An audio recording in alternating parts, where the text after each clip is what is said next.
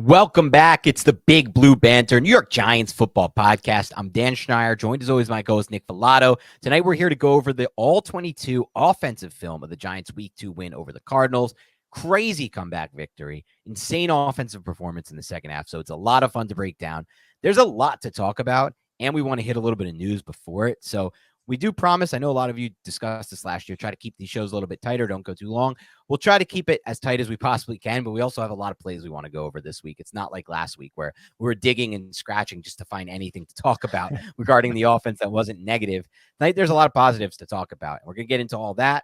But before we do that, Nick, why don't we do two things? We talk about the Saquon Barkley news. That's where I want to start with this.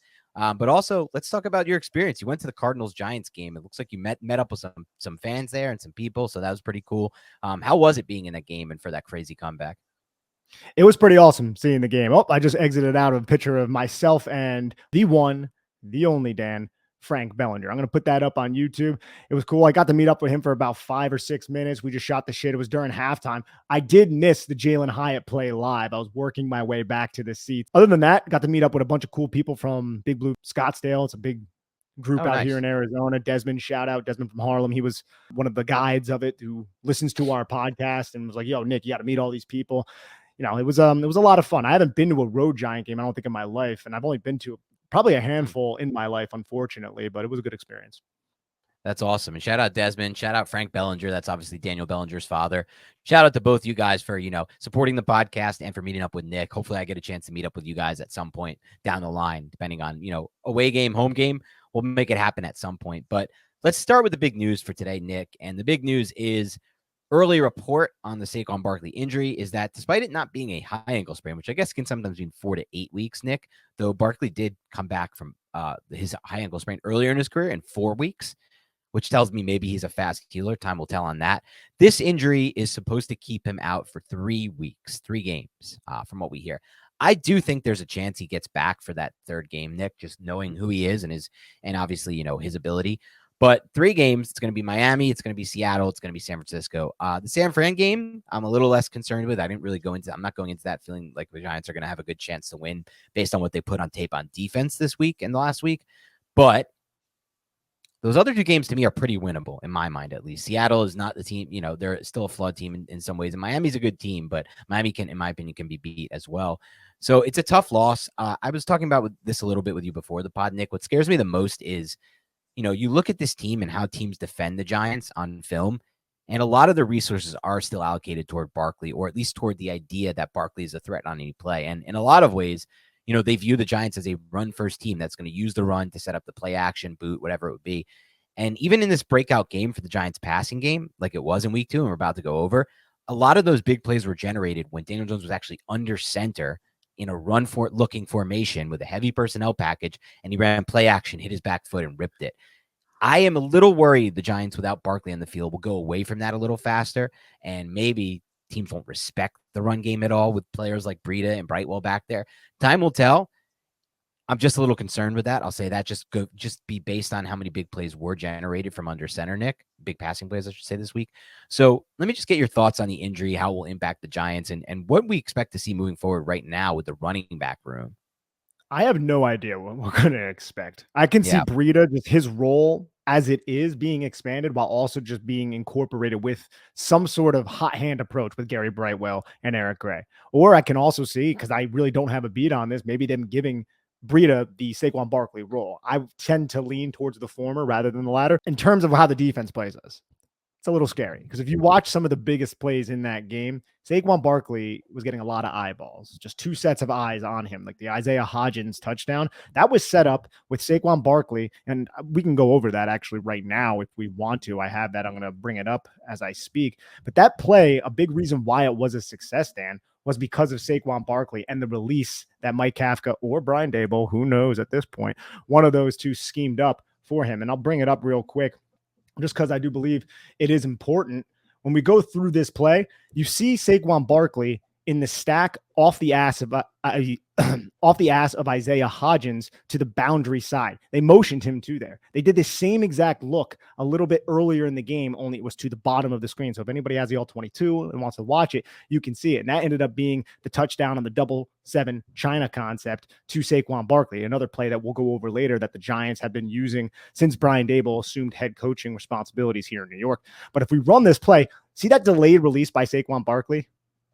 You see how he's delayed? He skips off the line of scrimmage, and then he pops up and he stops. He's doing that on purpose because the Cardinals are using a fiddle technique, which basically means two defenders are going to assume responsibility on you at the snap. But then whichever direction you go, that other defender takes you, right? So if you go outside, then the defender of the outside is going to take you. If you go inside, the defender of the inside is going to take you. And then the other defender who does not have that responsibility is going to assume another responsibility. Well, that delayed release held both of those defenders in place and allowed a throwing window to develop behind Isaiah Hodgins, who was against a cornerback in outside leverage. So Daniel Jones saw that, knew this play would happen, told Isaiah Hodgins, according to Hodgins after the game, hey, prepare for the football, and hit him right in stride. Good throw by Daniel Jones. But this was set up because the defense was paying a lot of attention to Saquon Barkley and also doing the same thing on the other side of the field to Darren Waller with Kaiser White sinking underneath and then the safety taking over the top. That's something that they did earlier in the game.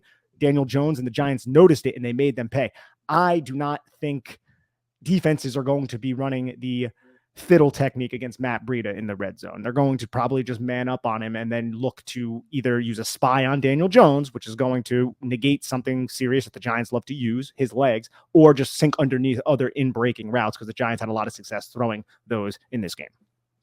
Yeah, it's a great breakdown by you, Nick, and it's cool to see that two of the players we expected to be playing within that role, or at least to be impacting the game, like you just mentioned, Darren Waller and Saquon Barkley, were impacting the game as we projected in the preseason, as in the sense of in the red zone, there's going to be extra defenders allocated to these players.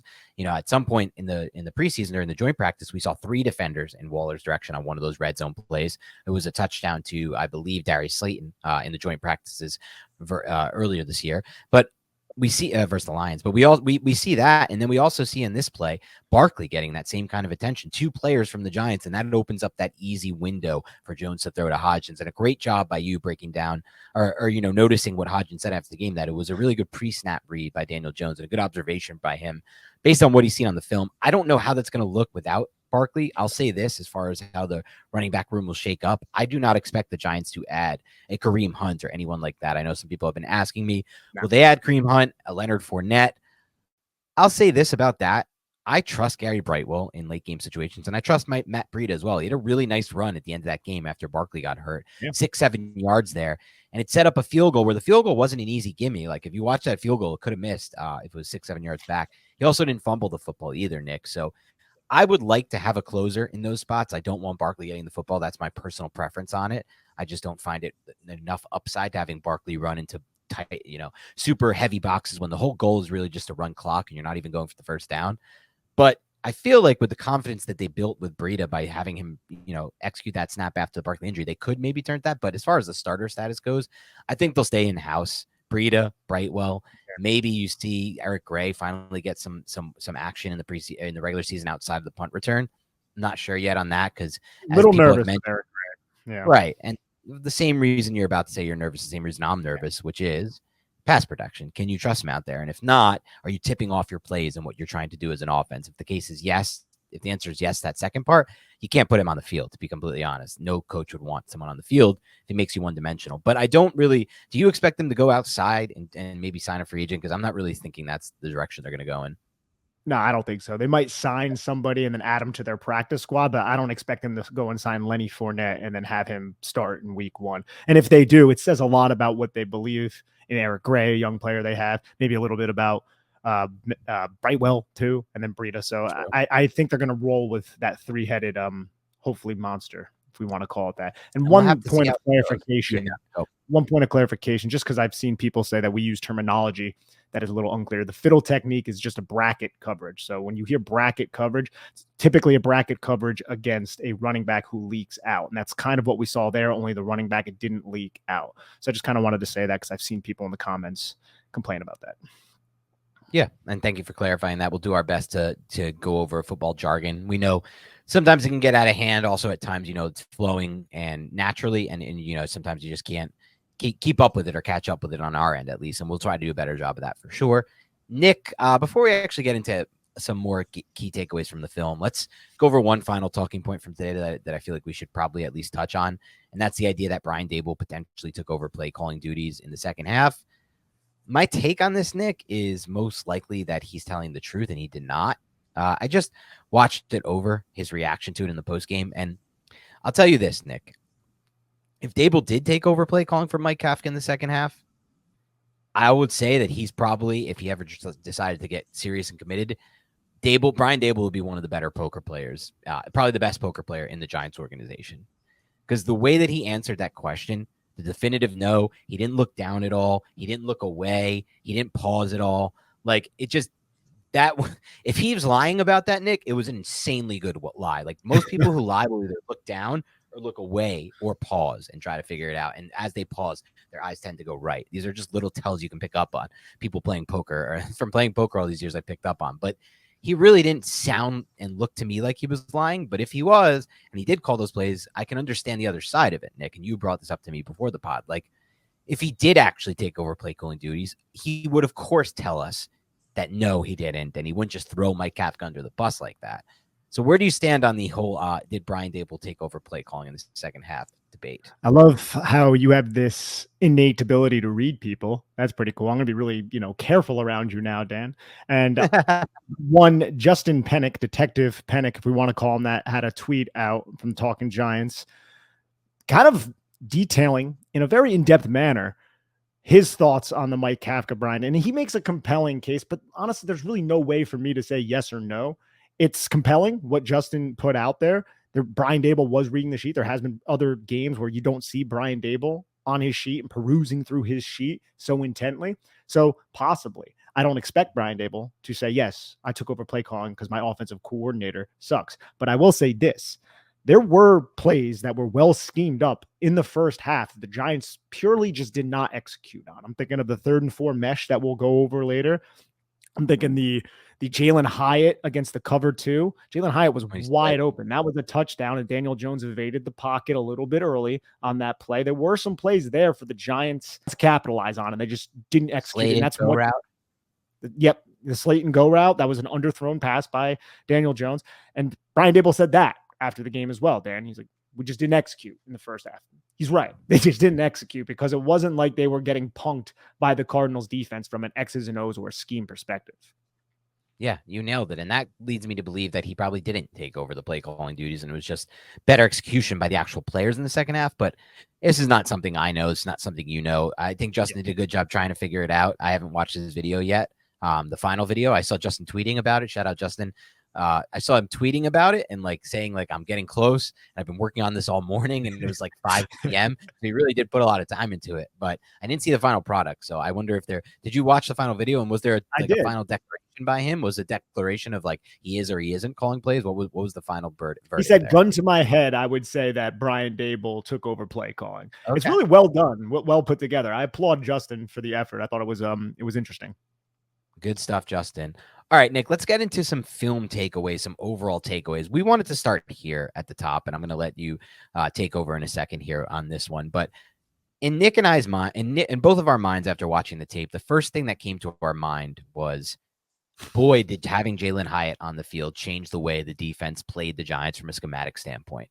You could see it on film. It was so obvious that after that play, Hyatt hit. And again, he could have hit a bigger one early in the game. He split a cover 2. The ball just didn't come his way. But after he did hit that play to open up the third quarter, everything seemed to change as far as how the opposing defense was playing from a safety standpoint and the space standpoint. You even saw it a bit later in the game, and we'll throw up some of these plays in a bit, where Darren Waller had an easy win over the middle because the safety was rushing to play Jalen Hyatt, who was running an inside post type route, inside vertical type route. And it just changed. And we talked about this a lot, Nick, but it's just good to see it actually come into play because this is more prediction and projection by us in the preseason. But to see Hyatt have that impact to me, man, it was very telling. And I'm very excited about the possibility of what his speed can mean for the Giants from a schematic standpoint, because we know what it can mean in the passing game, right? We saw him make 2 big catches in the game. But the impact he has, in our minds at least, also, like, in a lot of ways is bigger when the ball's not even coming his way and when he's just creating that space and that fear in the safeties and the secondary. Something the Giants haven't really created in a long time, since basically Odell Beckham Jr. Dude, it was awesome in the second half. Watching the tape in the second half and seeing those safeties be like, yo, I need to overlap and help out homeboy who's in outside leverage. Because I'll bring up this play in a second, but I want to read these stats. Jalen Hyatt traveled 791 yards on 12 routes. 11 of those routes were vertical. He had one route to the flat to expand a defender in a double slant 3-by-1 set. He was the number 3 receiver, meaning he was the innermost receiver. He just ran to the flat. Every other route that he ran, Dan, was a go, was a seam, was a post, was a go route angled outside, kind of like a corner type of route. They were all very vertical concepts.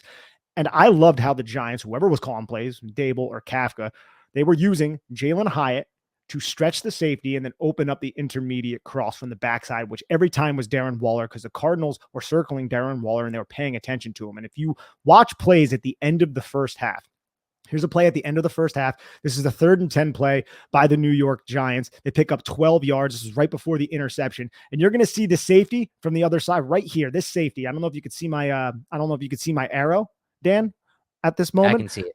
But the safety at the top of the screen, his eyes are on Darren Waller. And one reason for that is because Daniel Jones opened up. And what you're reading when you're reading a quarterback's eyes, you're reading the stripe of that helmet. The stripe of the helmet goes to Darren Waller. So that safety is just like, I don't really care about what's going on behind me. I'm going to drive downhill and nail Darren Waller. We saw this a little bit earlier in the game as well on the slant to Darren Waller. Remember, he went to go catch the ball. Ball was thrown a little bit behind him, and then the safety just ran through his kidney and he dropped the football. So that safety was driving downhill on any intermediate and inside breaking route. And the Giants realized this. And you could see on the play, watch Jalen Hyatt. He's creating separation. He's winning to the inside against this. And watch, he's stacked. By that point, ball is well out of the hands. The safety has already reacted downward. It's neither here nor there, but it's tipping off to the Giants, especially with what Arizona was doing beforehand, driving down on these inside breaking routes, that we can hit a big pass if Daniel Jones sells that we're throwing to Darren Waller in an intermediate cross. And that's exactly what happened to start the half. We'll go over that play in a little bit, but I want to get your takeaways, because after the huge play to Jalen Hyatt, Dan, it was those safeties were just freaking sucking up on Jalen Hyatt, and it created so many one-on-one opportunities for Darius Slayton on the backside. There were plays where Darius Slayton was sailing the deep over and then cutting back to the outside, and it was just him against one defender now to beat, because both safeties were 20 yards downfield with Jalen Hyatt. That speed factor is something that we have not seen in New York for so long, and it can fundamentally change the way this offense is run. Losing Saquon sucks, but holy shit, realizing what we have in Jalen Hyatt, that is freaking excellent.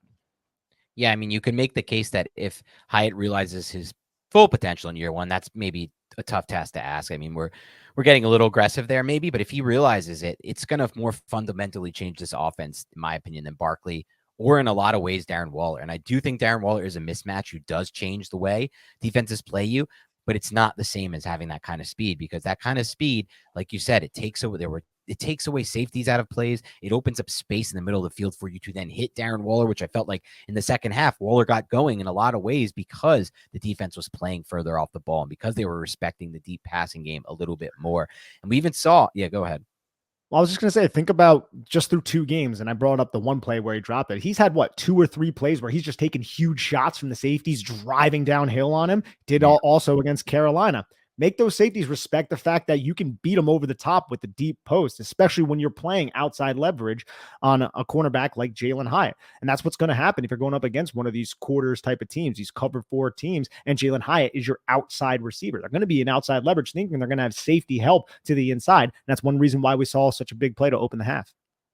And then after, just things were so different. Like a good example of this, I'm going to give credit to on Twitter, Jake Barrow, I think is his first name, Do a Barrow Row. You guys should follow him on Twitter. He does good film analysis on the Giants. And he talked about the play that I put up earlier, which was the play you discussed a bit earlier. Let me see if I can find it because I have it somewhere in my notes. As I talk through, I'll try to find it. But it was the play we discussed where Hyatt split the cover 2 and the ball just didn't come his way in the first half. Daniel Jones didn't see it. But what he pointed out, I thought was an even better observation, which was, look at how every single defensive back played that route. And you can watch that play, and we'll put it up in a second if I can come back and find it.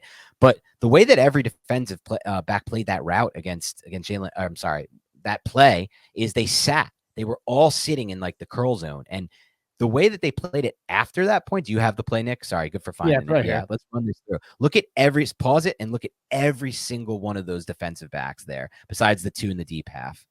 I mean, we're talking, and this is cover two, by the way. So the reason that we were bringing this up is because Jalen Hyatt splits the cover two here. Ball should come his way. But look at the rest of these Cardinals defenders. They are all sitting by the sticks because that's all the Giants showed they had to do over these past however many games. And obviously, ultimately in that first week against the Cowboys where they got dominated. After that, in the second half, when they open up with that Jalen Hyatt bomb, you'll see the way they played the Giants after that. But it was a noticeable difference. And I think that tells the biggest story to me of what changed for this offense in the second half, why Daniel Jones was able to put up that historic comeback effort and that historic just performance overall for a half, things we discussed on yesterday's show as far as the numbers go. I think a lot of that had to do with the fact that these finally, the Giants were getting some respect for their passing game, and the opposing defense finally paid them a little mind. Absolutely. And this is a 3rd and 10 play. So those players are going to sit with Waller and pay attention to Waller. But you just see how the middle of the field is wide open and middle of the field open coverage with both safeties kind of flowing over the top of a cover 2 flat coverage. And that's, if you look at the top of the screen, you could see the cornerback also kind of sinking very, very subtly, just barely doing it. And he's hoping that Darren Waller or Jalen Hyatt was going to run out and Daniel Jones would throw the football right into that sitting defender as he did against the Dallas Cowboys on the Saquon Barkley interception. That's not what happened. You can see the whole shots there, but those safeties flowing so aggressively over the top led to the middle of the field being absolutely wide open like that. And if the Giants can catch San Francisco in a cover 2 type of defense, they're going to take this shot if they have the time to throw the football. Daniel Jones, in my opinion, bails out a little bit prematurely on this specific play. We were going to go over it a little bit later, but Josh Zudu does a really good job picking this up. See that? Yeah, he recovers. Twist? Jones shouldn't be bailing from this pocket by any means. No, and if he sat there and just reset his feet, he would have had Hyatt for a huge touchdown because no one was catching Hyatt if Jones found the football to him, and there was really no one around him at that time. There was no one around Hyatt. You can back this up. Yeah, you saw it there. There's no one around Hyatt, and if Jones, splits the safeties there, it's a touchdown. The one Jones to me had an unbelievable game. In the second half, he was lights out, and he did things to put the team on the back given the circumstances. If I had one critique of Jones in this game, it was just simply that there were still some times. And I think this was just a little bit of an after effect of the first game and then not having Andrew Thomas out there and just having a new guy protecting his blind side where he bailed. That was one of the examples where he bailed from pockets that I just didn't think he should have, because yes, there was a little bit of pressure, but on each time the edge did recover. And then everywhere else across the board, there was good protection. Like if you looked at that play, the one he just bailed on, Azudu kind of gave up a little bit of exterior pressure, but he resettled. But everywhere else across the board, Jones was fine. So he could have literally just slid a few millimeters up into the pocket and then created himself a new pocket by resetting the pocket.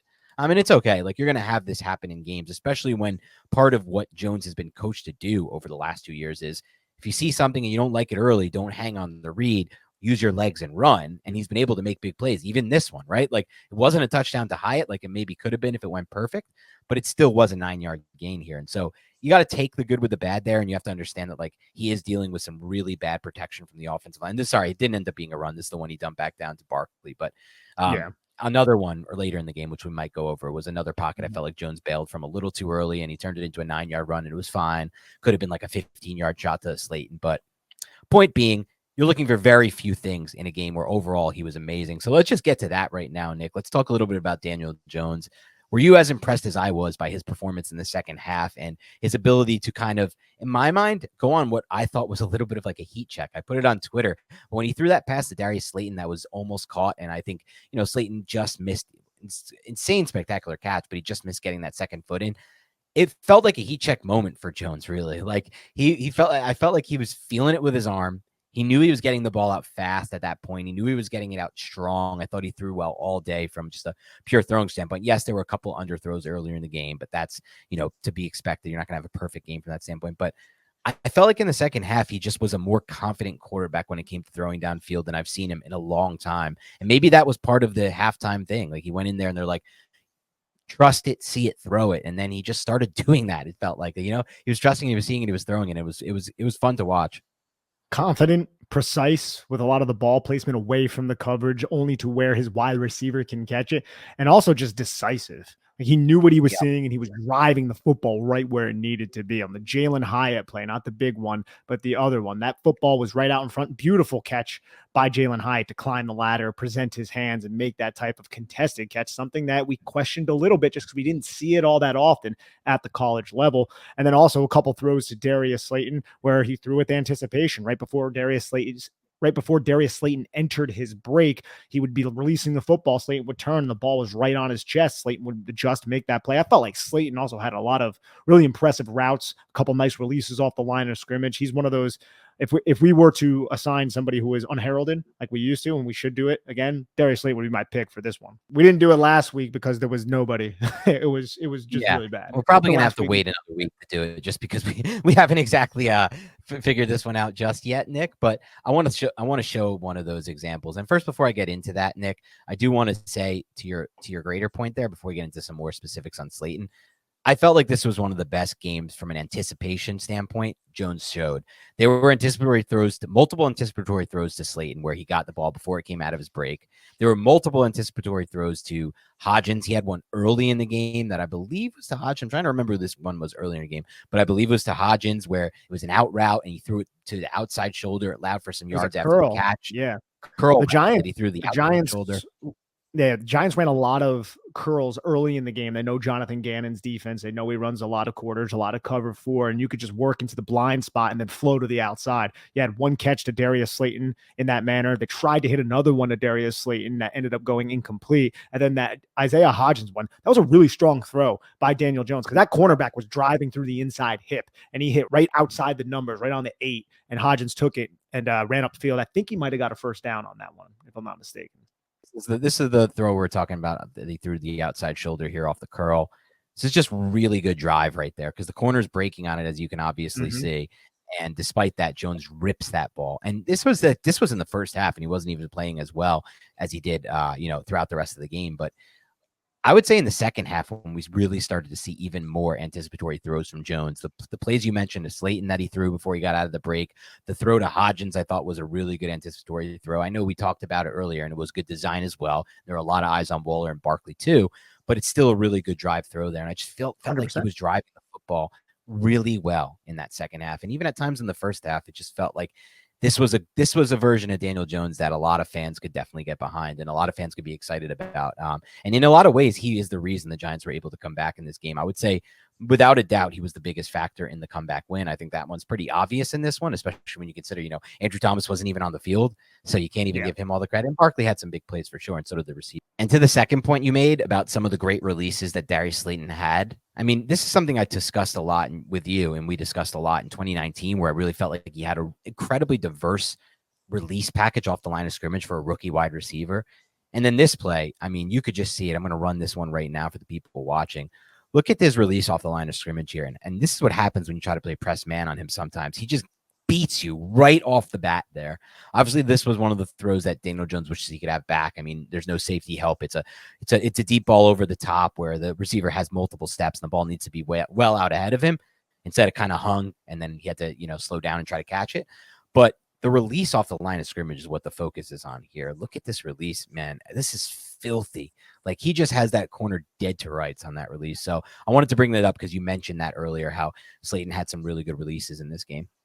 Yeah, I have that play in my big cluster of plays, but if you looked at the bottom of the screen, because this is in the first half, this is in the second quarter, but if you looked at the bottom of the screen, Jalen Hyatt is the backside X in the 3-by-1 set, and they ran cover 6. Cover 6 means it's going to be cover 4, it's match though, to one side of the field, and cover 2 to the other side of the field. Watch how the safety bailed from basically what appeared to be a robber roll. That's what it looked like he was going to do, all the way over top of Jalen Hyatt. So they were respecting his speed, even though it was cover 6 at that time. And he ended up getting bracket coverage on the backside before he even had that huge play.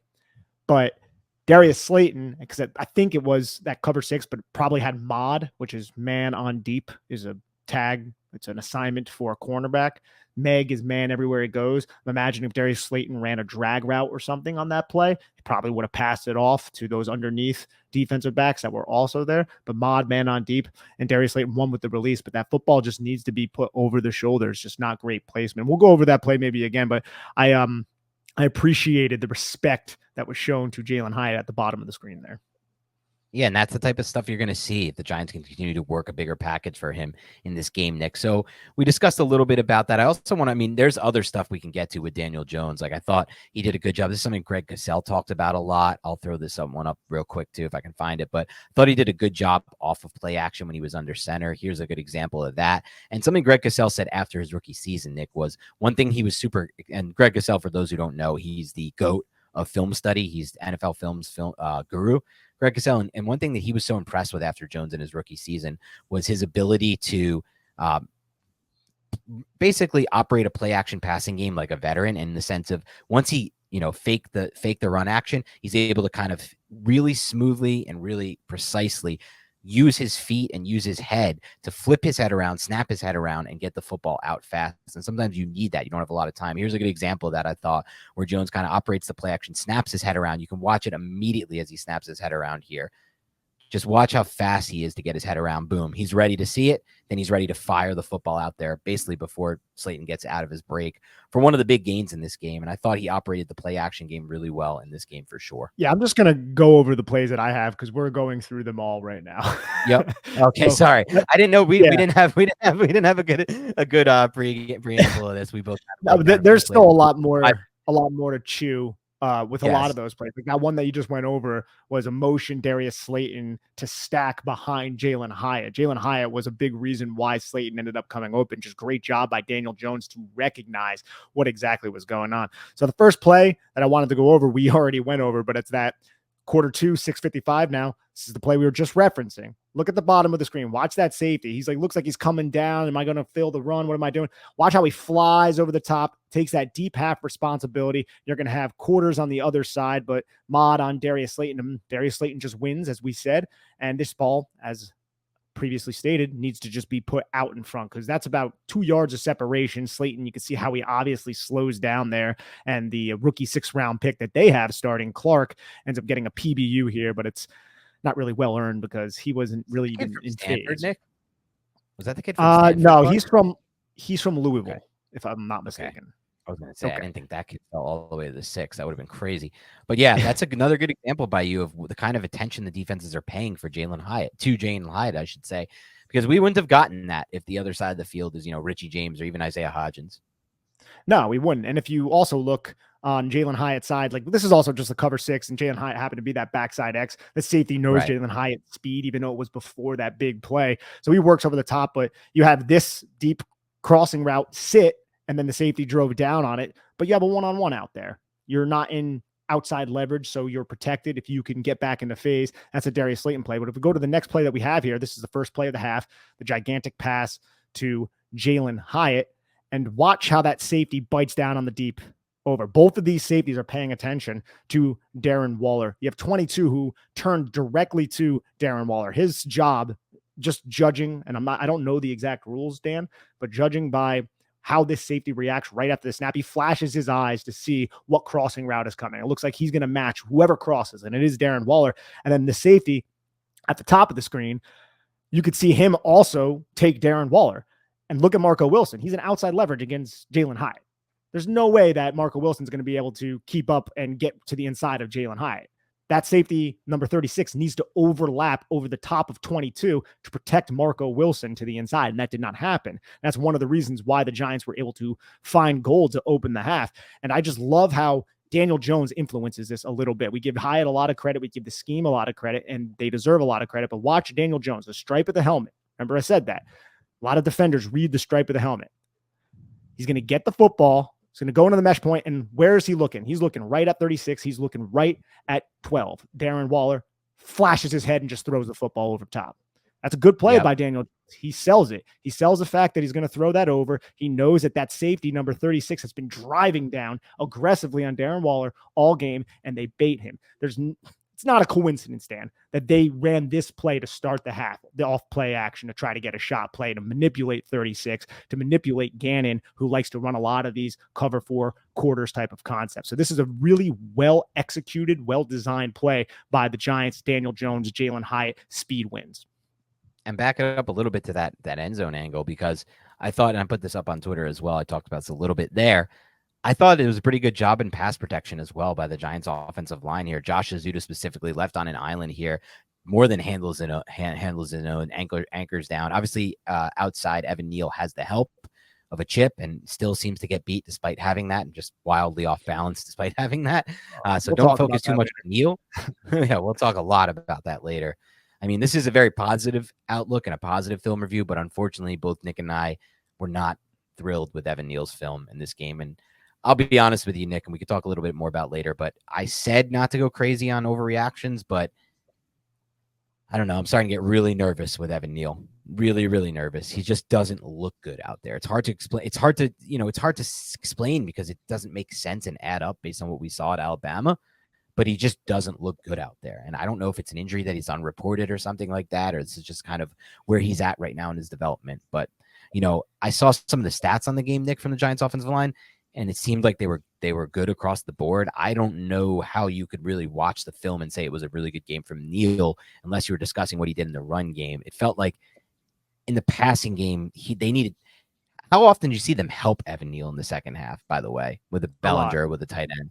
A lot, yeah. Right? And so that was the Giants shifting their scheme to make up for the fact that they didn't trust Evan Neal on an island.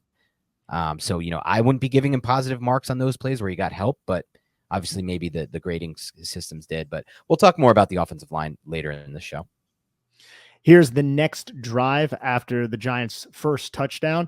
I love how the Giants incorporate Paris Campbell on these little concepts. It doesn't seem that difficult, but they've been using him a lot initially in a running back position, and they orbit motion him around Daniel Jones, who is in shotgun. And what does that do to this apex defender who's right behind Dennis Gardeck, who did end up got a sack? We said if Dennis Gardeck gets a sack, we're going to go freaking crazy in this game. But that was kind of that's something we'll go over in a little bit. Actually, I have an earlier play I want to tackle, but watch how he just expands this defender, just expands to open up the throwing window. Just simple football, simple scheme right there. Simple scheme. Just expand Paris Campbell. This player is going to shift over. Now this safety is also going to remove from the middle of the field. And now you go into the mesh point. Luckily, that linebacker, Kaiser White, played the run because the Giants sold it well by pulling the backside guard, Ben Bredesen. You can see Kaiser White just remove himself from the area as well. And then Daniel Jones sees that. He's told, hey, read that defender. If that defender bites down, fire the football in. And I don't think this is a RPO. I think that's just a sell because it looks like everybody's pass blocking. There is no actual run blocking other than the pull. So it's just a good sell by the New York Giants to get the football to Darren Waller for a nice gain on 1st and 10. And look at how those two Cardinals defenders have to play this play because Jalen Hyatt is on the field at the bottom of the screen. You see the safety rush to get over the top of Jalen Hyatt. You see the second level defender ultimately comes in to make the tackle on Darren Waller, have to play at a decent depth there because Hyatt's running through that vacated space. These are all things that might not have happened if Jalen Hyatt, hadn't made that impact play he made earlier this half and then kind of ultimately changed the way the Cardinals wanted to defend the Giants. Exactly. And also now we saw how the cross opened up the deep post. Now that deep post is opening up the cross. It's just football working hand in hand. This is the play that you just broke down. And I wanted to bring up is the motion to the stack. Watch the attention. This is in the third quarter.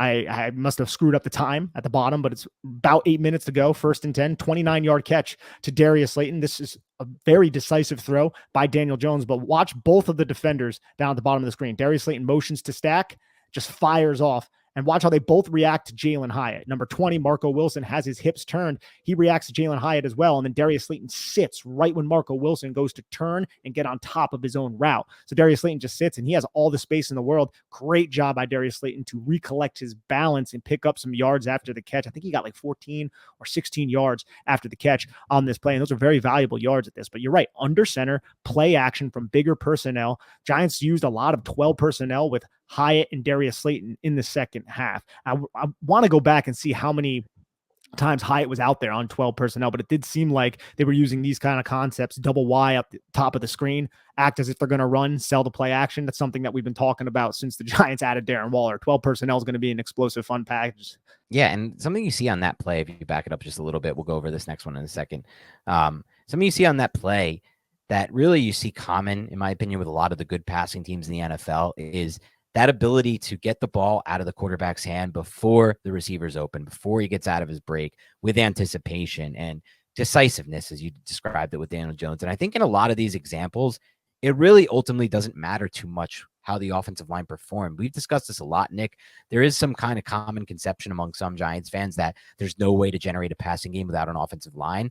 But if you look at some of the best passing games in the NFL, a lot of it is anticipatory throwing, the ball getting out of the quarterback's hand. Like, I think no matter what happens here, Daniel Jones completes this pass. He was decisive. He knew it was coming out to Darius Slayton there. He hit his back foot. He flipped his helmet around, flipped his head around, and drove the football. But if he had some pressure, I still think he could have kind of hit his back foot, throw the football. Maybe he takes a hit instead. But I still think the ball gets out there to Slayton. I just think in this game, more so than any of the others in the second half, I saw a lot of examples of the ball getting out of Jones's hand before the receiver was open, which is the key component to generating a consistent passing game at the NFL level. And so it's just that was the number one thing that got me excited about this game, because yes, the offensive line held up in a lot of spots, Nick, but ultimately the biggest difference to me was the quarterback was really aggressive and decisive in the second half, and the ball was just getting out of his hand fast.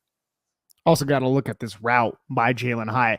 Hey, I'm going to go inside, watch 22 flatten his path, work right back to the outside, get him to flip his hips, and now he has leverage.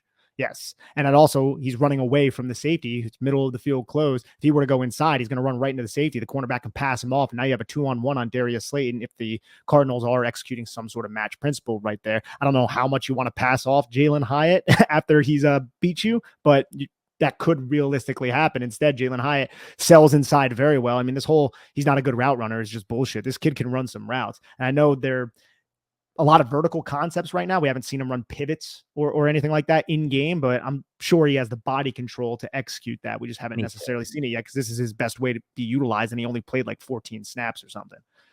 And flip this back for a second, just to the catch point real quick.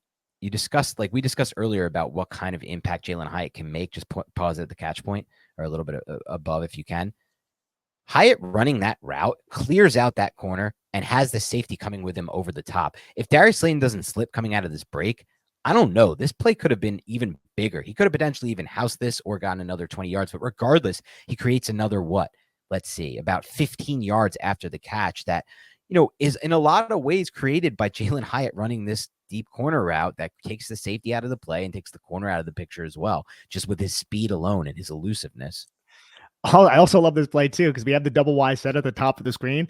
Darren Waller ends up like blocking. Oh yeah, we're gonna run. No, we're not. And then he runs over the middle field. Watch Kaiser White just be like, oh no, Darren Waller's coming. I got to pay attention to 12. And then look who's just wide open in the flat. Say Marco Wilson was a little bit better with his coverage on Darius Slayton. You're hitting Saquon Barkley, and there's not a defender anywhere near him to tackle him, and you get Saquon Barkley in space. This is a play that the Giants are going to go back to. It's just 12 personnel, double wide motion, Darius Slayton to the stack. This is your speed package from 12 personnel, having Darius Slayton and Jalin Hyatt on the freaking football field with Darren Waller, Saquon Barkley. Unfortunately, he won't be there for the next few games, and Daniel Bellinger. And this is a great package to have. Obviously, you mentioned we won't have Barkley for a few games. Who knows if they'll be able to sell this as well, and maybe the teams won't be guessing run, but they tried to do this at times last year with Marcus Johnson and getting that kind of personnel on the field, these 2-man type routes. But I ultimately feel like it gives them a really big advantage having that exact personnel group on the field when they want to. And here you have it here. You're throwing up a play. I definitely am happy you put out here. This was one of the key plays of the game, Nick. This is one of the turning points of the game, in my opinion. It's 3rd and 12. The Giants finally got backed up for the first time, basically the whole half. And Jones decides to take the ball under and run it. And he should be dead to rights here, my man. Like, he should never be able to create a first down off of this. He has no angle. But I love how he kind of decelerates, getting to the contact point to kind of sell it, and then just explodes and makes a move basically to the outside, like a running back, almost cutting outside him. We always say, like, don't bounce runs outside, right? That's what the defense is trying to contain. He was able to bounce this outside and restart himself. That stop and start ability is pretty impressive for a quarterback of his size. So this was one of my favorite plays of the game. It kind of just shows the kind of athlete that Jones is. I don't think too many quarterbacks are going to be able to stop and start like that and then win the edge. It wasn't even against man coverage too. You're going up against cover 2. Just guy in the flat. The guy in the flat sank deep to eliminate the corner route from Isaiah Hodgins. So that's going to put that middle hook defender who's going to step up on day and watch. Yeah, you're right. Just a little bit of deceleration. Oh yeah, my name's Daniel Jones. I'm unassuming. Oh, never mind. Bye. And he just blows right past him outside the numbers. This is something we saw him do against Jackson the first time. Yeah. Sorry. Yeah, man. He's quick. No, we saw him do this against bunch of teams last year. We saw him do it against Jacksonville, I remember too, where he embarrassed a defender when he was running to the outside, picking up a 3rd and 12 in that situation. The Giants end up scoring a touchdown on that drive. It's just a huge play. So the Giants probably would have kicked a field goal. Who knows what was going to happen after that?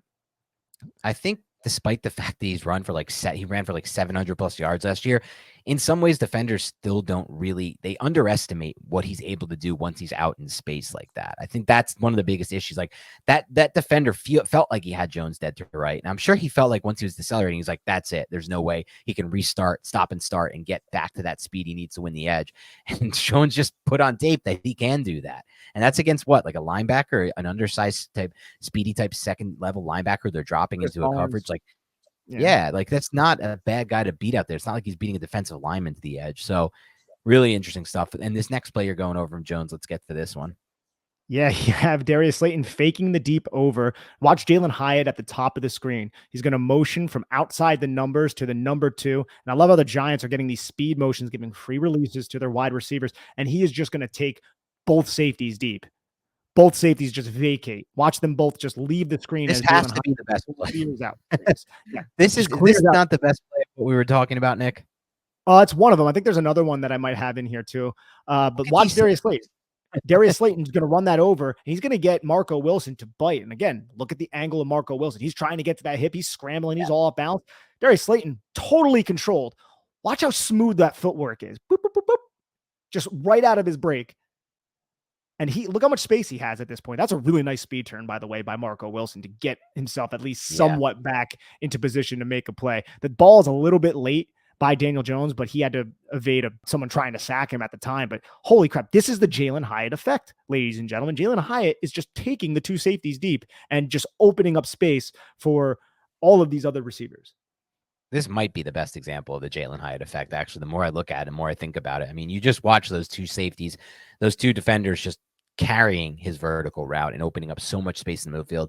If what you said didn't happen and Marco Wilson didn't have that kind of speed turn, the ball might have been out a little bit earlier. And obviously it's not Jones's fault, or just the ball placement, even on the move, was a little ahead of Slayton. That could have actually been like a touchdown or a big play if Wilson doesn't have that kind of speed turn, because we've seen Slayton turn it up on the sideline there before. So this is definitely just an awesome play to see. And obviously, as you said, the Jalen Hyatt effect in full effect. We're going to see another Jalen Hyatt effect here. Watch number 22, this safety from the backside. He's inching towards the line of scrimmage, and he's like, peace. And he sees Jalen Hyatt, and both of them just carry Jalen Hyatt downfield. And that sets up Darius Slayton, tight man-to-man coverage against Marco Wilson.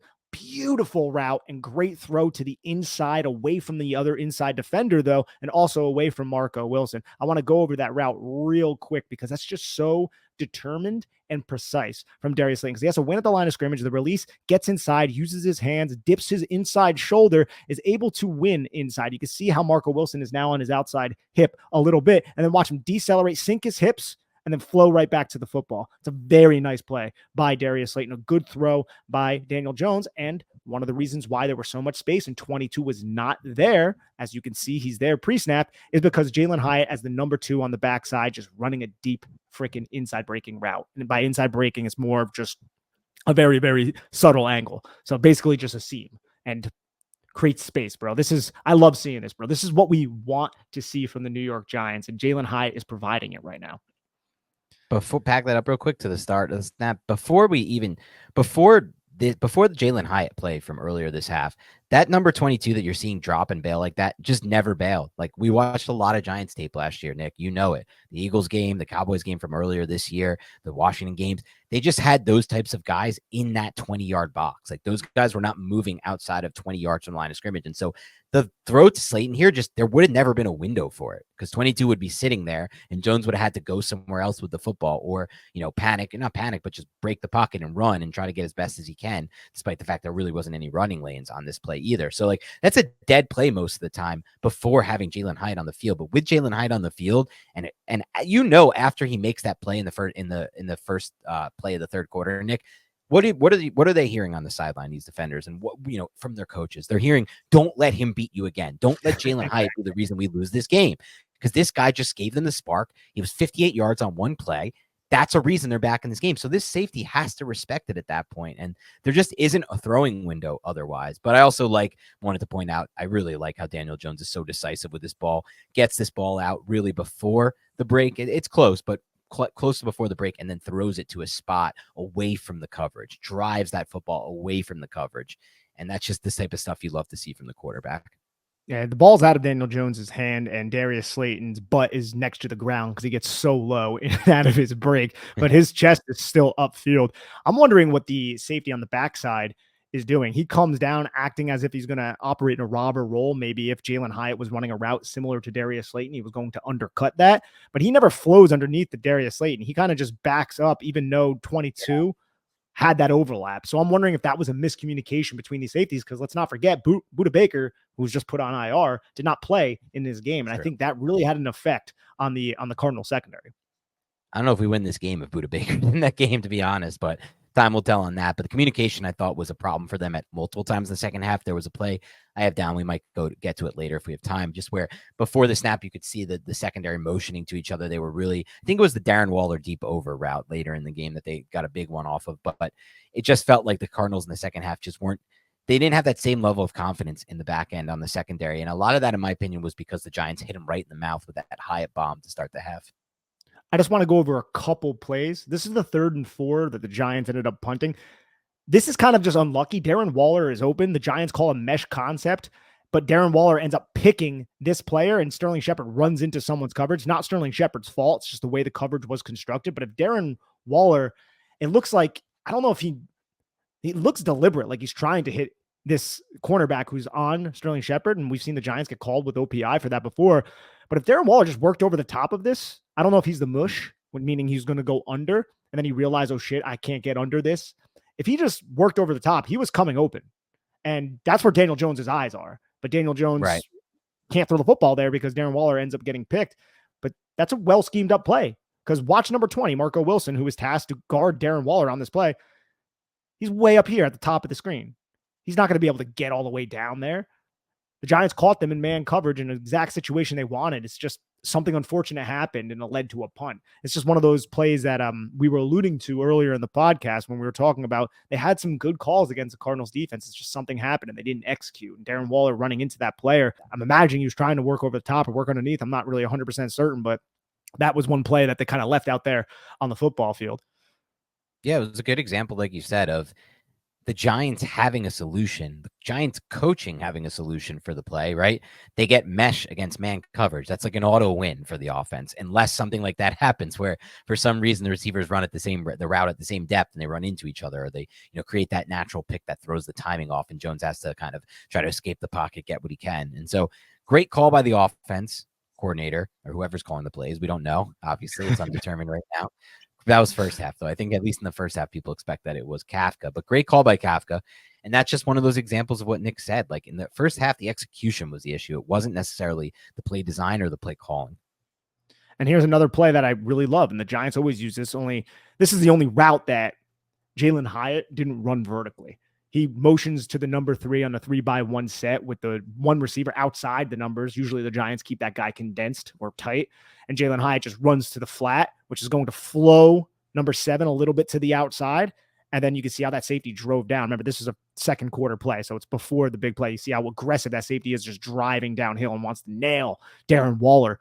But that zone read, that little RPO action, if you want to call it that, with Saquon Barkley, it brought not Kaiser White, this other player, that might be Barnes right there, 51, all the way up, and that throwing window just opens for Darren Waller. So the Giants did have answers to this defense. Ball is put a little bit behind Darren Waller, but Darren Waller takes a huge shot. It's a really difficult catch to make.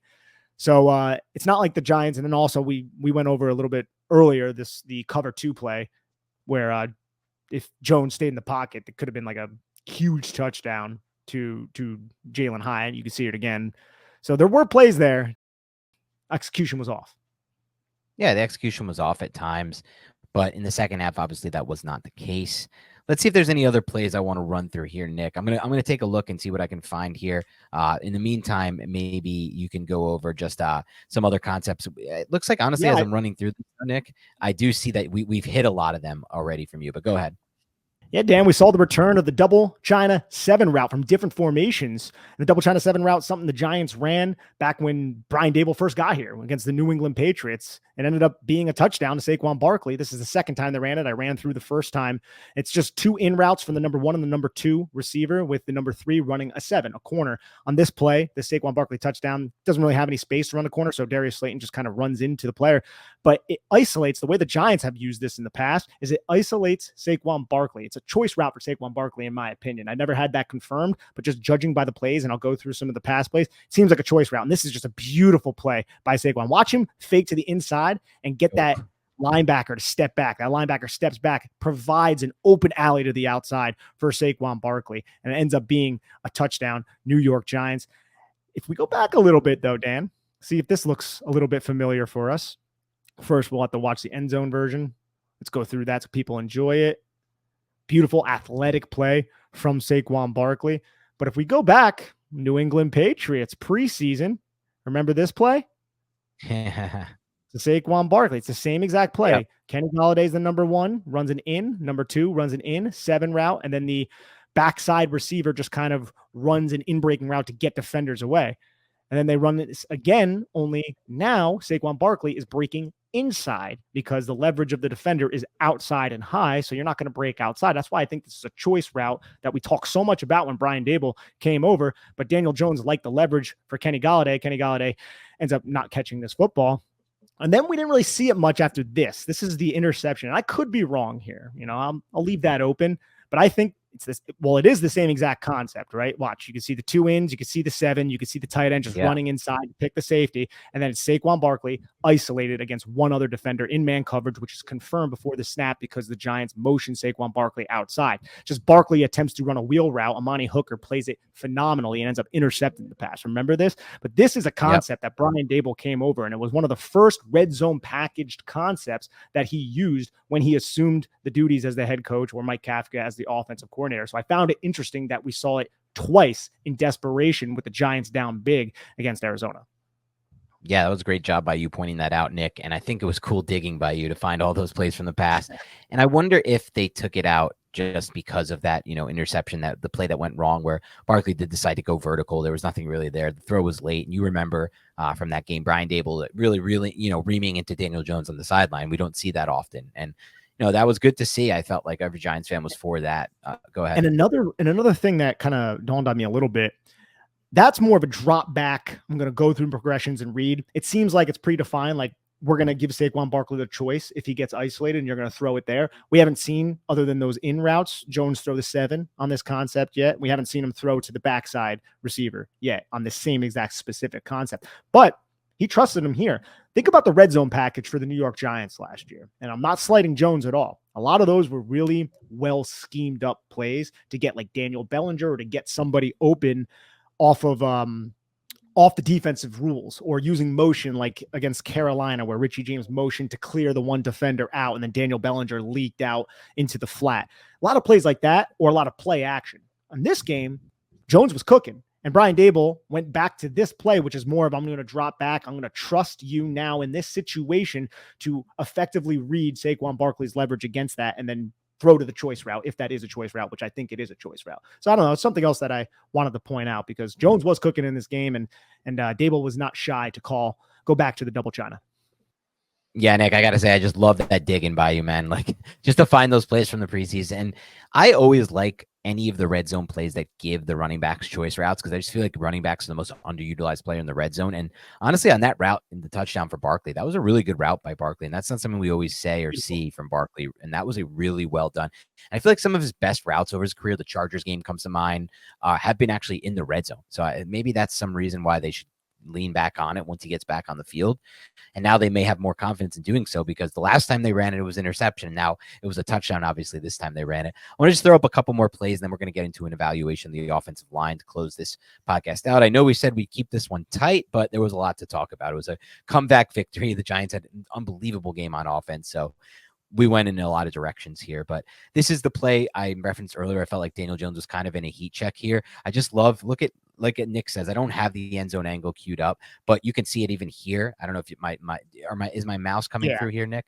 We Okay. got it. You Yep. could see it here. Follow the stripe of his helmet. Look at where his helmet goes right after the snap here on this one. Boom, he's looking to the left, snaps back right, and decisively knows that he's going to go with the football over here to Darius Slayton, because at that point he's confirmed the coverage with the safety. Fires this thing out there. Pretty damn good ball. A little bit outside, of course. It could have been a little bit of a better ball. He's not perfect. Nobody's perfect. That's from the far hash too, I think, right? Right. Exactly. That's the point I was just about to make. I'm glad you got I'm there. sorry, man. I'm sorry. No, it's okay. It's okay. The point being, while it's not a perfect ball, he's throwing it from the far hash. That's what I wanted to get back to. Over here, look at where he releases this football from. 47-yard line, basically, from the far hash line. This is what Nick means by far hash, if my clicker is still coming through. Look at that hash, and then look at to where the ball ends up, all the way by the pylon. That is a really difficult throw to make 50 yards on a line like he did. Again, a little bit outside, by the way. What a freaking catch by Darius Slayton over the shoulder, full extension, inches away, comes down with the football. An unbelievable play from Darius Slayton here, in my opinion. And, someone once said, someone on my Twitter was like, I can't believe this was their takeaway. And he's a nice guy, so I'm not trying to drag him, and I won't say his name, but he's like, this is the difference between why Darius Slayton is not that top level receiver. If we had a T. Higgins, he'd make this catch. I don't know if T. Higgins is making this catch, dude. Look at how hard this is. Like, this is a full extension for a wide receiver. He comes down with the football here. Like, I'm giving credit to Darius Slayton. I don't think any wide receiver besides like Jamar Chase and a few others are coming down with that ball. And even so, like, I'm giving the credit to the wide receiver there. And Dan, if we roll it one more time, look at the top of the screen, number 13 outside the numbers. Now watch number 22, the safety at the top of the screen. He is just going to bail. It's going to be that same cover 6 look that we went over before. Whenever the Giants came out in these 3-by-1 sets and they had Hyatt as the backside, it seemed like the Cardinals responded with cover 6 and they were cloud covering Jalen Hyatt, respecting that speed, basically saying, if you want to throw short, we have our guys short and we're not going to allow that. If you want to throw deep, we're going to aggressively flow a safety over the top to cut that angle off. And when you allocate 2 resources to that side of the field, it's going to open up other things, especially if you have that middle of the field safety driving down on Paris Campbell. That was a point from Jonathan Gannon. I mean, we can go back and watch how the Giants played the Eagles. It wasn't great last season, but the Giants run a lot of in-breaking routes. And it just seemed like those safeties were so aggressive to come down, and that set up a lot of these big plays. And you can see it again here, created that one-on-one opportunity for Darius Slayton. And I agree. It was a really good catch. Didn't get his feet in bounds, which sucks, but it is what it is. And I want to drive the point home because it's worth driving home. Like, we didn't see that a lot last year, what you just saw here, a safety bail this far deep to get over this Jalen Hyatt route. Like, that just didn't happen a lot on tape throughout the entire year, even when the offense got good, even those games against the Packers and Vikings where they really torched those secondaries. It wasn't the example. What didn't look like this, right? Like, it was mostly breakdowns in their secondary, and good job by the Giants to scheme against it. But here we saw exactly what you just said. How long have we, Nick, and the fans been calling for? Make them pay, take shots. If they're going to play so aggressively with their safeties, take shots. The Giants did that. They connected on one early in the second half, and then it changed the entire way these safeties played the Giants throughout the second half. So great observation by you there, Nick. Okay, Nick, and I got one more, and then we'll break down the offensive line, and we'll get out of here. And we will start to do, by the way, because they were fun to do last year. By the way, I did say I would at one point total up how many people won awards. I never did that last year, which sucks. That's on me. I said we'll start in week 3, and I'll put it in a Word doc so I won't forget it. And we're going to have all the same awards we had last year: unheralded player of the game, MVP of the game, those types of awards, and we'll total them up this time. But I want to throw one more. I say we backtrack it. We include week 1 and week 2, and we can come up with something. We'll do that in week 3. Yes. Yeah. We're not prepared right now for this, and I don't want to do it on the spot. I want to think about it more. But here, I want to throw one more play up here. This is Jalen Hyatt's 33-yard reception. This is the reason I want to show this play, and you could break down the play too if you'd like to after this, Nick. But I just love. Motion to stack again. What'd you say? Motion to stack again. It's that same package. 12 personnel. We're going to get Slayton behind, moving Jalen Hyatt. And then they're going to snap the football, and you have 2 really speedy receivers overloading one side of the football field. Yep. And look at how many defenders are over there paying attention. And I will say this, Nick, by the way, that what you just said, motion to stack, I love how I pointed out in week 1 how cool it was how Mike McDaniel was using Tyreek Hill in motion. And I was like, I guarantee you teams are going to start to copy this. I love that the Giants are now one of those teams that start to copy these things. Like in the past, I can't tell you how many times I used to say that about Jason Garrett. I hope he copies this. I hope he steals this from the team. It seems like it's a good idea. It's working. And he just simply didn't. Jason Garrett just didn't incorporate a lot of what was working in the NFL. The NFL is a copycat league. When things work and people put it on tape, you copy it, you take it, you use it until defenses can stop it. And in this case, it almost feels like a cheat code in my mind. I feel like Mike McDaniel's figured something out here. So great point by you. I want to point that out for sure. And I'm happy they've copied that already. But I just want to talk about this play for one reason and one reason alone. It's Jalin Hyatt. Watch him here. I have it paused now when he's close to the top of the stem. Look at how I want to back it up a little bit. Watch how fast he dips those hips, makes that commitment with that foot where he plants that right foot to sell like he's going vertical, and then just seems like he gets faster as he gets out of that to the next point of where he ultimately ends up where he catches the football, high points. It makes a great play on the ball. But I just love how fast he can move in and out. Boom. Just that acceleration he has after he plants. It's so natural. It's so fluid. It's so athletic. It's so different level than anything the Giants have. Yeah, Dan, it's just entirely too smooth. It doesn't even look like he's exerting himself that much. And he's just flying, running really fast, over 20 miles per hour. It's beautiful. And a great ball from Daniel Jones here. Again, decisive, rips this thing out there on a line, pretty deep throw, outside the numbers, which all things you like to see. And I got to say this, I feel like it was a pretty solid speed turn here by the defensive back, but that's the difference there. His ability, like he erases a good play, in my opinion, by the defensive back. And there he can create enough space just with that smooth acceleration that he has when he dips and then gets back into it. It's just awesome to watch, man. Like they just haven't had someone like this at receiver, in my opinion, really since Odell Beckham Jr. So that was the last one I wanted to go over. Let's do a little breakdown of the offensive line before we wrap things up here, Nick. So let's start with just general thoughts and overview from the offensive line from you, both in a pass blocking sense and a run blocking sense. In coaching, there's a term, you got to anchor down or eat that 700-pound block or avoid that 700-pound block, meaning a combo block. Well, Evan Neal and Marcus McKethan, that's legit, like literally a 700-pound block. And they were moving bodies in the run game. And this is the only positive thing Dan or I will probably say about Evan Neal, unfortunately. But their combo blocks, when you have that right side of the line of scrimmage, they were really effective. And I'm trying to weigh, is it because they're playing against Jonathan Ledbetter and backups to LJ Collier, who didn't even play in this game?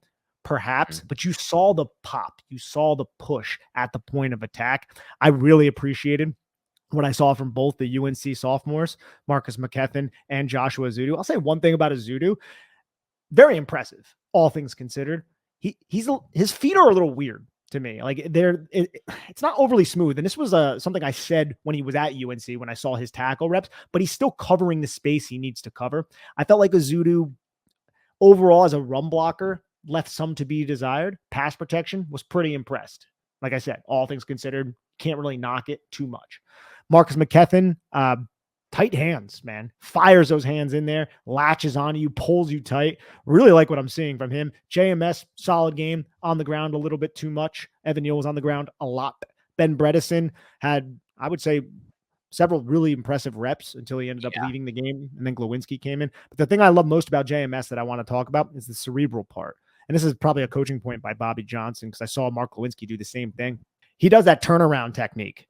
When you're on a play action and the entire line is shifting and you're kind of moving the pocket, if there is no defender to your A gap and both the defenders near you are occupied by your guards, you spin around and you locate. And JMS did that. And he went to go help Evan Neal, who fell on his ass on the pass block. And JMS didn't locate the player, but he might have slowed him down just enough to allow Daniel Jones to get rid of the football. That's to be determined. Glowinski actually did a really smooth job doing that same exact technique and locating the defender, who I don't know if he beat Evan Neal on that or Evan Neal was scheme 2v1. Either way, I love to see the interior guys not be wasted, because we applaud Wink Martindale. I'm sure we won't tomorrow too much, but we applaud Wink Martindale overall for his ability to waste inside blockers. The Giants are allocating those blockers to the outside to help out those tackles when the front is allowing it. Yeah, I thought it was a great observation by you, Nick, just to start there. The Glowinski rep is the one that stood out. I thought he did a great job of what you just described. I think my takeaways on the offensive line, I'll start with the overall 30,000-foot view. And I know everybody loves how often I say 30,000-foot view, or maybe that's just Acer who told me. It's one of my favorite things. I like looking at things from the bigger perspective. This was a great game for the offensive line when you just think of it, all things considered. Josh Ezeudu, like, they just started him at left tackle. You know how crazy that is? This is a guy they trained at guard. Yeah, they gave him reps at left tackle, but these are like training camp reps where you can't even really hit the pass rushers aren't even supposed to go to the quarterback. They're not allowed to touch the quarterback. Like, these are all intents and purposes in my mind fake ass reps, to be completely honest. I find training camp very overblown and very fake, to be completely honest with the situation. Like, it's just nothing like a real game, and he's forced to just get and go ahead. It's a developmental thing. You work out kinks. Yeah. You work out kinks. You try to learn the plays, try to get the cadence down. You like need to get the timing down and all that for sure. But as far as what goes down in the trenches in training camp, I find it very uninspiring as far as predictive goes, because you're just not really allowed to rush the passer. And then he just goes into a real game, a regular season game, and said, okay, you're playing left tackle now. And for the most part, he held up. Even the times he got beat, I thought he did a good job of re-anchoring down, staying in front of the defender. There were times I thought Jones might have broke the pocket even a little too soon, and that's not his fault. He doesn't maybe trust Ezeudu yet, like he trusts Thomas to really have his back. But Ezeudu looked like he got beat and then sometimes recovered in really good ways. I thought overall he had a really good game at left tackle in pass protection.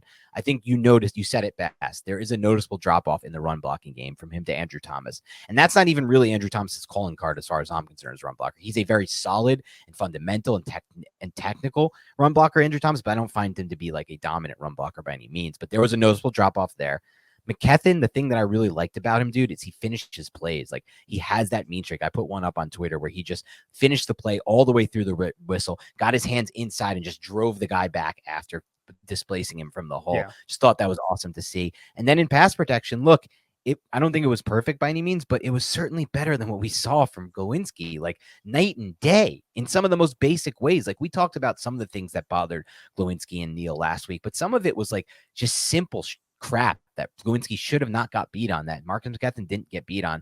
I thought you made a good point about JMS being on the ground a little more than we might want to see. But overall, there were some good moments from him too, not just in pass protection. There was a couple run blocks where I thought he did a good job of climbing to the second level and sealing off the defender. And that's a carryover from last week where he had some good reps doing that as well against the Cowboys. Moving on to left guard. I don't know if you wanted to jump in there. It looked like you might. I want to say one thing about John Michael Schmitz.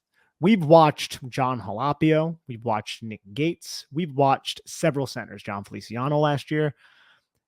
John Michael Schmitz moves different than every single one of them. And I'm not saying he's Jalen Hyatt out there or anything, but you can just see how he transitions off of blocks, how he picks up twists and things of that nature. And when he is at the second level, he just has a different motor to him. He has a better ability, in my opinion, to locate when he is in space. And he didn't even do an excellent job at that in this game, but you can just still see how fast he is and quick-footed he is for a guy who is around 300 pounds. So I wanted to bring that up, man. Yeah, it was a great point by you. He does move different. He looks a little different there than what we've seen. And we expect that. He was a high draft pick, the Giants' biggest investment at the center position. We're expecting him to be kind of different athlete than what they've had there. And then just moving back to it, left guard, that's the one I'm a little disappointed in, Nick, because I felt like if we had gotten a full game out of Ben Bredeson, we would have been like, dude, Ben Bredeson had some really good tape. And that doesn't surprise me all that much, because he had some good-ass tape last year before he got hurt. The injury derailed him. Then, obviously, there was the Cowboys game. We only had a one-game sample size against a great pass rush. And so everyone's like, all right, whatever, nothing great there. But he was turning the corner, I felt like, in this Arizona game before the concussion. Hopefully, it's not a lengthy absence for the concussion. Obviously, we don't want Glowinski out there, though it will be interesting to see what happens with the entire O-line. If Andrew Thomas is able to play and something like Bredeson is not, and then do they shift Ezeudu to left guard and keep McKethan at right guard and then put Thomas back at left tackle? Like, I'm intrigued by everything they're going to do from that regard, but it was a little disappointing. I don't think Glowinski was that bad, surprisingly, at left guard after being forced to come into the game, but I feel like Bredeson was trending toward having really good tape before the injury. Just have him come off the bench. That's all I ask about Mark Glowinski, because I think that experiment's over. Marcus McKethan has to be starting. He's going to have his work cut out for him against San Francisco. Absolutely. It's going to be tough. It's not the Arizona Cardinals. But look at the bigger picture. As you say, the 30,000-foot view, Dan. You have a rookie center. You have a second-year guy coming off a torn ACL starting at right guard. You have Josh Ezeudu kicking out to left tackle. You have Ben Bredeson go down during the game. And you have freaking Evan Neal, who should be your rock out of all of those guys, probably executing his assignments at the worst rate of all of them. Not a great situation, and the Giants still held firm against, I get it, a team that doesn't have Nick Bosa and shit like that. But hey, man, I'm proud of that unit. I am. I think they really bounced back after a rough one, and they're going to have a rough one ahead of them too. For sure, Nick. And last but not least, because we didn't really touch on it enough, and we have to, it's the biggest one, really. Evan Neal in this game. So I'll give my overall opinion of it, and then you could give it yours, Nick. And this is something I didn't get to actually in the 30,000 foot view that I want to get to real quick. The Giants helped their offensive line more in this game, especially in the second half, than I've seen in a long time. The Giants have been a little bit hesitant in my mind to use tight ends and use their, all of their weapons to kind of help block and help chip and help in pass pro before this game. And I think they finally got to a breaking point with Neal where they're like, we need to give him help. This is really our only option. And I don't know what it is with Neal, Nick, but he just doesn't look good out there at all in pass protection. I agree. He looked really good on some of those double teams with Marcus McKethan. Moving forward, he still is a good athlete and a good blocker and a powerful player, but he just looks he looks off balance. He lunges. He looks very top heavy. All things we said could be an issue if like bottom percentile hit, right? Like this is the range of outcome we thought would be the worst case scenario. Yeah, and unfortunately, It seems like it's playing out, but like, you didn't expect it to hit worst case scenario in the range of outcomes, but also just like, I don't know how fixable any of this stuff is, dude. He just looks bad out there from an athletic standpoint and from just a pure movement skill standpoint out there. And I'm very, very concerned with Neal right now at right tackle. I don't know what the solution might be other than give him help like they did in that game. And then there were even times, dude, where you saw some reps where they gave him help and he still found a way to almost lose the rep and like still found a way to be completely off balance despite getting help and getting a chip to start. Like there were a couple reps where he lost where they had help to start. And I was just like, damn, dude, like what is going on? Josh Azudu's out there on an island in his first start ever at left tackle, and they have to give you help on the other side, and you're still losing these reps, and you're the 7th overall pick. Josh Azudu's the guard that they drafted, and they had some experience at left tackle. So they said, F it, we don't trust Matt Baird. He's hurt anyway. Let's put you out there. And like, that just shouldn't be happening at this point. It's very concerning on the Neal front. I don't know where they'll go from here. I don't know how he fixes this stuff. It looks almost identical to last season. I don't know if it's technique issue in your mind or if it's an athleticism issue, but sometimes we've talked about this in the past with players like Clyde Edwards-Helaire and other positions. The athleticism doesn't translate always from college to the NFL. Even if you play in the SEC, it's a different level. The best players on an SEC roster are not playing in the NFL most of the time or special teamers. So, just something to keep in mind. I wrote about this at Big Blue View, and I could be way off because we applauded Evan Neal for the split squat jumps, for him looking as lean as he did. But he didn't test at the combine. He didn't test at the pro day. And we just said, yeah, whatever. He's an incredible athlete. And he is. Functional athlete, though. I'm just not sold on it because I don't see it, dude. Like, you're not on the ground that much as a football player that often against Dennis Gardeck and against players like that. And this was a much better game than the Dallas game. Absolutely. But this was one of the first times, this is the first time, I believe, we got to see Evan Neal compared to another tackle not named Andrew Thomas when we were watching the film. Which player looked significantly smoother than the other one? Josh Azudu. It certainly wasn't Evan Neal. It wasn't Evan Neal. And Josh Azudu looked quicker. He framed his blocks better. He doesn't have as much pop on contact as Evan Neal, but Evan Neal doesn't make that much accurate contact. And it is a concern for me. It is, man. And I don't want to sit here and say he's not a great athlete because I'd look stupid because of some of the stuff that he has put on film before in terms of the split squat jumps and all that silly shit. But functionality, it's not necessarily translating to the field as much as we would all expect. And I think you nailed it, Dan, I love the fact that you said this. This is the 1 percentile outcome from what we thought we would receive. It's like worst case scenario, he is going to be worst, and it's still early, so let's preface that, but worst case scenario is he's somebody who never develops at all, regresses in terms of striking and hand usage, while also seeing himself on the ground as much as we did in college. Because that was one concern that we brought up. I went through my scouting report on Giants country because people on Twitter were talking about it. And I was like, shit, like a lot of the points that I had, I'm not applauding myself or anything, but a lot of the points I had, they're manifesting now and they have not been rectified whatsoever. And it's a terrible look because if this ends up busting and the Giants miss on a top 10 pick at tackle after Eric Flowers, devastating. It is devastating if it happens that way, and it's too early to call him a bust for sure, in my opinion. Obviously, I know you agree with that. I will say this though, functional athleticism is what I'm seeking, Nick. I'm not seeking like tested athleticism. I want functional athleticism. So if he's lacking in that regard, that to me matters all the more. Like then like Daniel Jones ran what, like a 4.8, and then he reached like 22 miles per hour in an actual NFL game, and he's functionally athletic. We saw in that play he had on the 3rd and 12. That was an example of functional athleticism, and he's showed it throughout his career. Neil, on the other hand, it just seems like it's the opposite. You mentioned it best, on the ground too often. I just think at this point, Nick, it's almost like, what was it, 4.86? 4.81. 4.81, which is insane. Like, he's not that slow. And Daniel's nowhere near as slow as a 4.81 on the actual field. He got 22 miles per hour. Like, it's crazy to think about that. He could test that. That happens sometimes. People test out poorly occasionally, or they test out great, and they're not actually good athletes on the football field, but they're great in the shorts and the shells. And so I don't know if Evan Neal is any of that. I just know this, man. It feels like right now it's all in his head. That's the way I'm looking at this, Nick. Like, he needs to just figure out a way to feel confident in himself again. And maybe he reads about the stuff that he sees on Twitter and social media from Giants fans and analysts who are not bashing him, who are critiquing him, rightfully so. And that gets in his head too. And that's just part of the game. Like, you're going to have that happen, good or bad. People are going to talk about you one way or another. But he needs to find a way to get out of his head. He needs to find a way to be confident in who he is, because he still is the guy, Nick, who had better film than Josh Azudu, had better film than Marcus McKethan, had better film than everyone on this roster besides Andrew Thomas at the collegiate level, playing for the biggest SEC school in the world and putting good reps on film. Yeah, he was on the ground sometimes. Also had amazing reps that we saw that gave us reason to think he's the blue chip prospect, that gave the Giants reason to think he was the best tackle in the class, that gave a lot of analysts a lot of analysts I read said he was the best tackle in this class. These are people I respect who watched the film and saw what he did on film. And so I just think at some point it's a confidence issue for Evan Neal. And how long does it become a confidence issue? Right. And who do you blame at that point?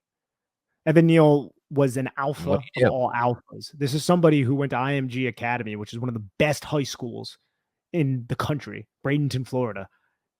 Went to Alabama, just dominated, and now he's in the NFL. It's top level, but why are you not continuously improving? Like, what is standing in your way at this point? If it is confidence, I don't know, man. There's a lot to suss out and figure out. It is still early. Got to make that clear. Doesn't look promising at the moment, though. I'm gonna close this show out with a dumb football fan theory that I have, or that my friend, and I say dumb in the sense of like, I don't know if it's dumb, but it is potentially dumb and it is basic, and I want to see what your thoughts are on it.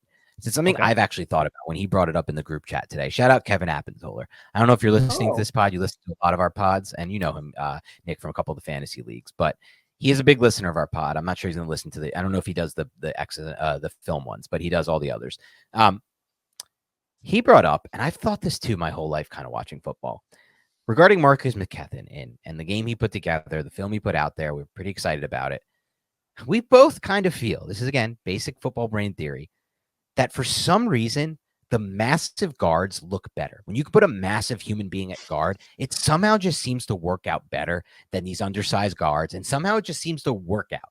Throughout my whole life watching football, I felt like when you put these like 6'6", 350-pound man that's on the interior and at the guard position, it seems to be like a higher floor overall. Maybe the ceiling isn't quite there. They're not moving as well if you're going to run power and gap, all those types of things. But the floor for these guys, especially in pass protection, feels so much higher. So one, it leads me to ask you one, Nick, is this theory interesting to you at all, or is it stupid? Two, and by the way, Kevin won't be offended if you call it stupid. Neither will I. Know.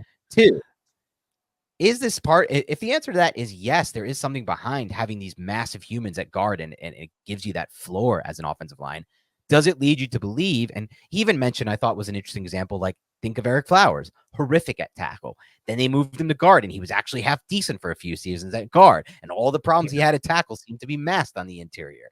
And a lot of the issues Neal has, I kind of and this goes to my second part of the question.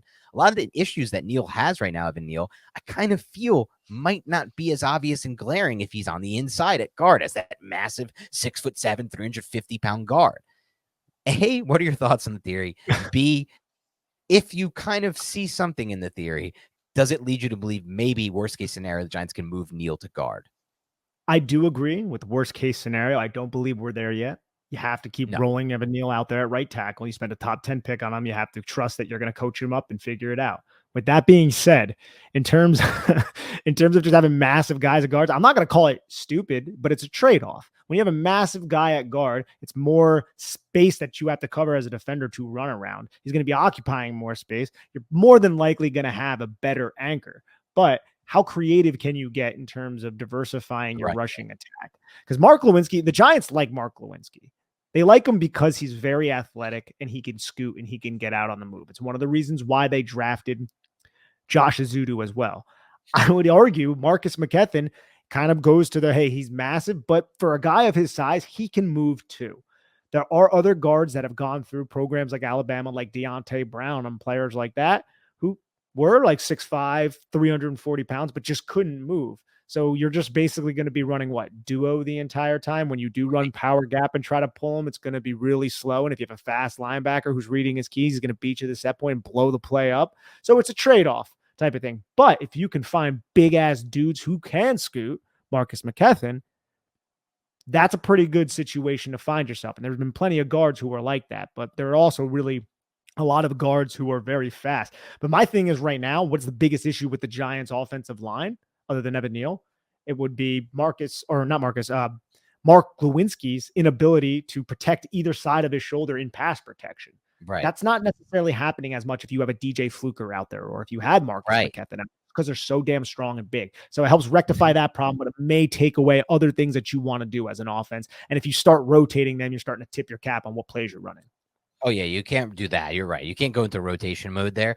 But your answer did kind of lead me to some credence in the theory, or at least some thoughts on the theory. Like, okay, I may be willing to trade off some diversity in my run game to get a pass protection that's a little bit sure and that has a little bit of a higher, or maybe a lot bit of a higher floor to the extent of what Marcus Lewinsky showed in pass pro versus Marcus McKethan, because I'm really concerned with passing the football. I am concerned with running it and establishing some kind of, foundation to the point where you're not a one-dimensional team and the defense can't just guess pass every play.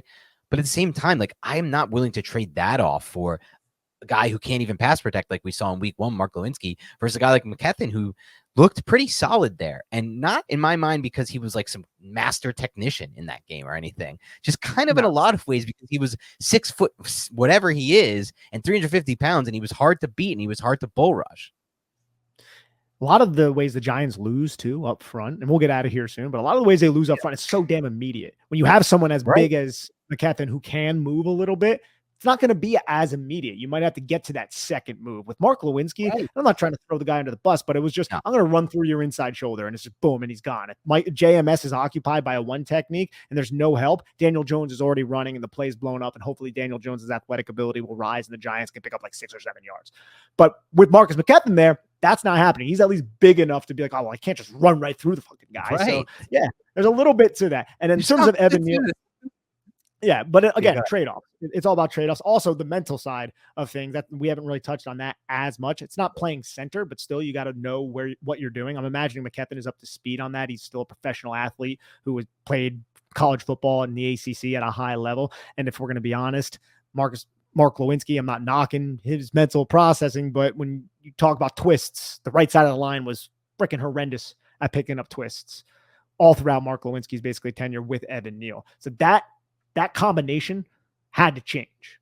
And I think the Giants made the right decision. I think Dable alluded to, or at least I saw someone tweet this, there could be more changes. I'm imagining that's going to be on the defensive side of the football. And we'll cover a lot of that tomorrow. Because the defense defense is not good, bro. We're going to get to the defense side of the ball. It's not going to be pretty. But I hope people stayed for the end of the show. I know some people do the maybe we'll bring this off until later this week on Thursday or Friday. We'll do like a little segment on this offensive line theory, because I did think it sparked an interesting discussion overall on the offensive line and specifically those two guys. And I do think if you did move Neal to guard, like let's say worst case scenario, just something weird happened, you had to move him to guard for a game this year for a few snaps, he would look a lot less bad at guard. I do think that over the course of his season, because a lot of the ways he's losing are because he's on that island, and then they try to give him help, and it's just things that he wouldn't have to worry about at guard on the interior. So just something to think about. Not a lot of space when you're a guard. You have a center, your left or your right, and you have the tackle on the other side of you. You can just shove the guy into him. Like, you don't have to worry about the fact of getting burnt by a speed rusher who was a line like 6 yards down the line of scrimmage, who has a great angle, who's a better athlete than you when you're moving backwards. It sucks to be an offensive tackle. It's a difficult job. tough job. Guard's a lot easier. But at the same time, I do wonder sometimes about these bigger guards, and I've noticed it throughout my life watching the game. But I'm glad you provided me some insight on that one, Nick. But that's all the time we have for today. I know we said we try to keep it tight. It was hard to do. We did our best, but we put up a lot of film. We had a good discussion on the O-line, so I hope you guys enjoyed this one. Have a great rest of your week. We'll be talking to you tomorrow again with a defensive film breakdown. We will try to find some positives in that, and we'll probably lean on those last 4 possessions where the Cardinals only had 48 yards combined on 4 possessions. But little preview of what's to come. Have a great rest of your night or day, depending on when you listen to this, and we'll talk to you soon.